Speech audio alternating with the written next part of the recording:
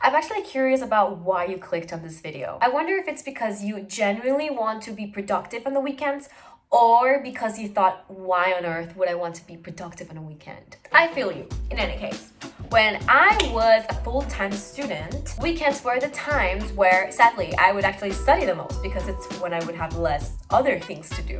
During the week, I had classes at uni or I had to work, so I only had 2, 3, 4 hours to study a day. On the weekends, especially on Sundays, sometimes I would study for 12 hours or 50. So now I'm not a full-time student anymore. I am finishing my master's thesis and that's it. But I am a full-time employee. And I also happen to have this beautiful YouTube channel, which if you didn't know me, by the way, hello. Welcome to our channel. I'm Dina Andrea. In this channel, I talk about general topics in the field of biotechnology and medicine. And I also love talking about studying and productivity tips. So hit the subscribe button if you would like to stick around. So as I said, I'm an adult now, a grown-up, and I'm busy during the week. I work full-time, I have this YouTube channel, and I also am a small business owner. And I also, have friends, have a life, do exercise, live life. That's why even though the weekends are not as stressful as they used to be when I was a student, I still try to give my best to get things done over the weekend. Because juggling all of these activities is obviously not easy. That's why you need some sort of strategy. And all of my close friends always ask me, how many hours does your day have?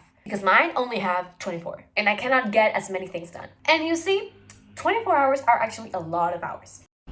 Damn! And you can definitely find time to work on your side hustle, study, do exercise, eat healthy, hang out with friends, do whatever you want to do if you use the time accordingly. For this very reason, I decided to keep the sentence, I don't have time, off of my vocabulary a long time ago. And you know what the best evidence of that is? The time I spend on my phone. If I really didn't have time, if I truly had no time at all, then I should use my phone maximum 1 hour a day at most. And it's way more than that, I can guarantee. So as long as I keep using my phone several hours a day, I have time and there are no excuses. So that's why being productive and setting a productivity routine, especially on the weekends, is partly about knowing yourself and knowing what you're prone to do and knowing what your weaknesses are.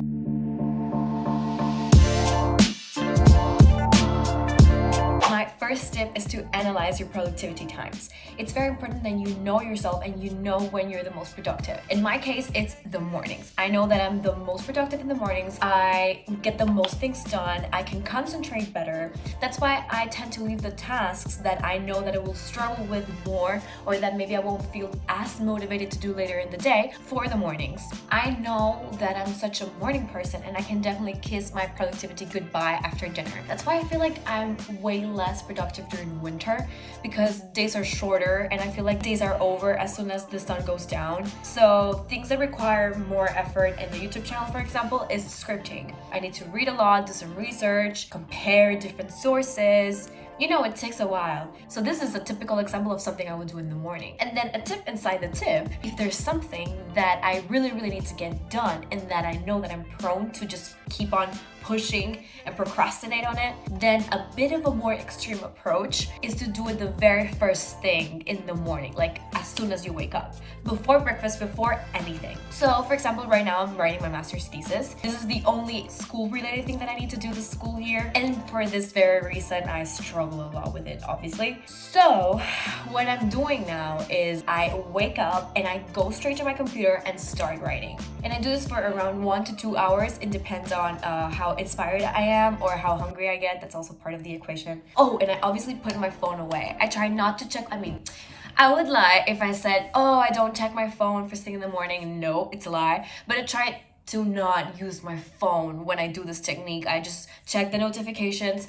That's it. Turn it off, put it away. And the second tip is to start listening to a podcast in the morning to get in the mood. So as I said, waking up and going straight to the computer is something I do in like extreme occasions. It's not something I would recommend for every weekend because it kind of kills the whole vibe and it kills the whole intention of the weekend routine. However, my other way of getting in the mood when I don't have to do like something that's super important is to listen to a podcast. Because it sounds a bit weird, but what I want to avoid is to give my mind the opportunity to distract me or to think about doing something else. So for example, I'm having breakfast, I'm having, the time of my life, enjoying my breakfast, maybe watching a YouTube video, and then another YouTube video comes up, and then another YouTube video comes up, and then all of a sudden I'm in the YouTube rabbit hole and I can't get out of it. And then boom, the entire morning has been wasted. So what I do to avoid this is I, first of all, try not to watch YouTube in the morning. Lesson learned. My worst enemy when it comes to productivity is this little voice in my head saying, oh, you can do it later. You have the whole day. You can do it later. I am a big procrastinator. And since I know that, I just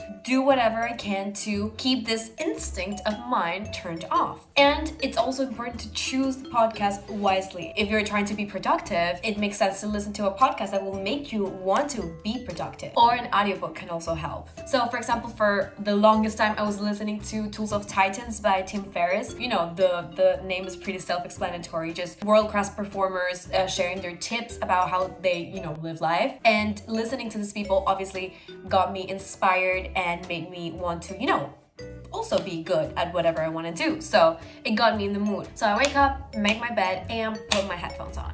Which reminds me of my third tip. For the weekends and for life, do not, I cannot stress this enough, do not sleep with your phone next to you. Just don't do it. If you have your charger next to your bed, just plug it in somewhere else. Just put it somewhere else. When you wake up, your willpower is at its lowest, at its absolute lowest. You just feel this urge to just grab your phone. And then when you come to notice, you've been scrolling on TikTok for half an hour. Happened to a friend. So I try to normally put my phone somewhere that is also kind of uncomfortable to reach to turn the alarm off if I'm waking up with an alarm, so that the process of turning the alarm off is already waking me up in a sense. Tip number 4 is keep distractions to a minimum. Turn off your phone and close all tabs that distract you. I must admit I have a dopamine addiction problem.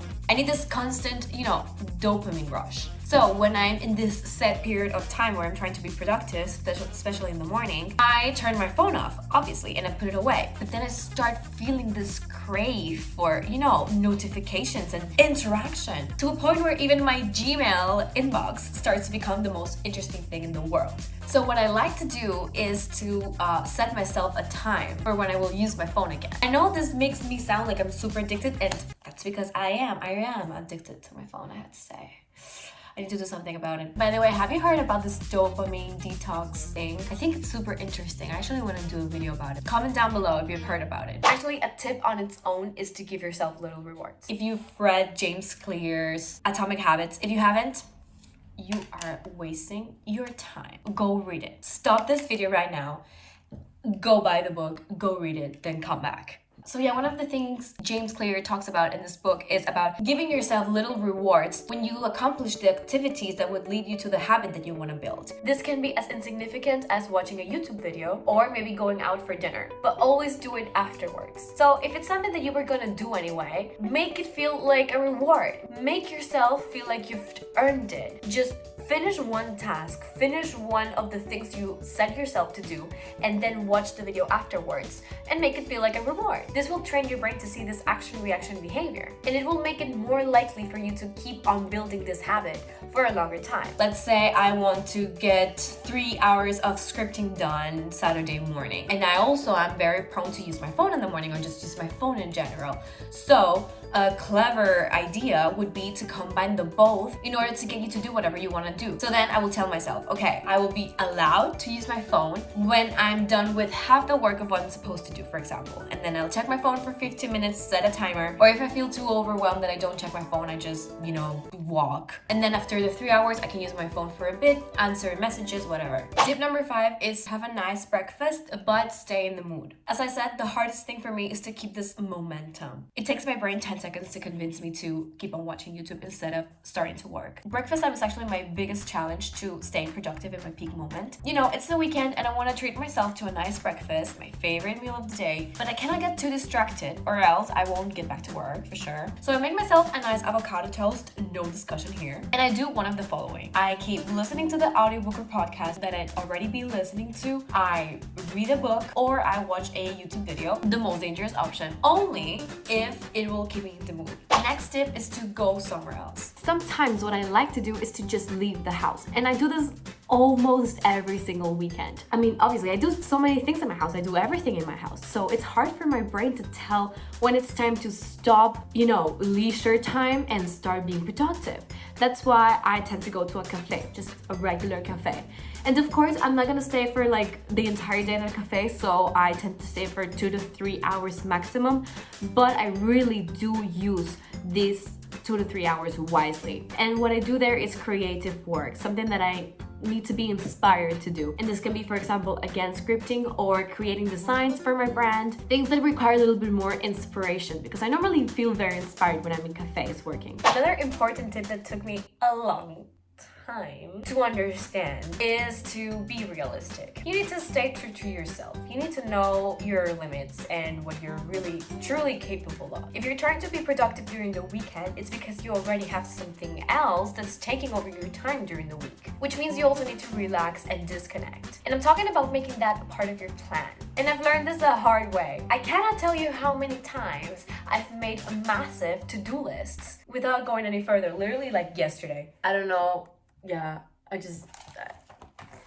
don't know why I said I learned this the hard way, as if it's something that I've already learned. I haven't. I'm still struggling with it. Because there is something very dangerous in thinking that you have the whole day ahead of you. You're like, oh yeah, I'm sure I can do this, and that. Convincing yourself that you're some kind of superhuman and that you can use literally every minute that's available to you. Every time that I've done that, not once, not a single time, I've actually accomplished all the things that I said I was gonna do. Because what ends up happening is that as the human you are, you do end up taking breaks anyway. You do end up procrastinating and, doing nothing for a while. And then that makes you feel bad and guilty because you didn't finish what you were supposed to do. And it's this cycle that never ends. And then I feel less motivated if I'm tired or overwhelmed, and I end up doing what I was trying to avoid in the first place, procrastinating. Then I feel bad for procrastinating, and I'm less motivated, and the cycle goes on and on. That's why lately I've been trying to be true to myself and set realistic expectations, and make free time and time to do nothing part of your plan. This is something very important. But overall, one of the most important things is that whatever you're doing, make sure you enjoy it. Make sure it's something that you like. It doesn't feel like a struggle, because we're talking about, weekends, free time, and you also need a rest. So it's both important that whatever you're doing, it doesn't feel like a chore, like an obligation. And also, apart from all of what we've discussed in this video, it's important that you give yourself, time for yourself, that you do things you like, things you enjoy, spend time with your friends, work out, eat healthy, take care of yourself.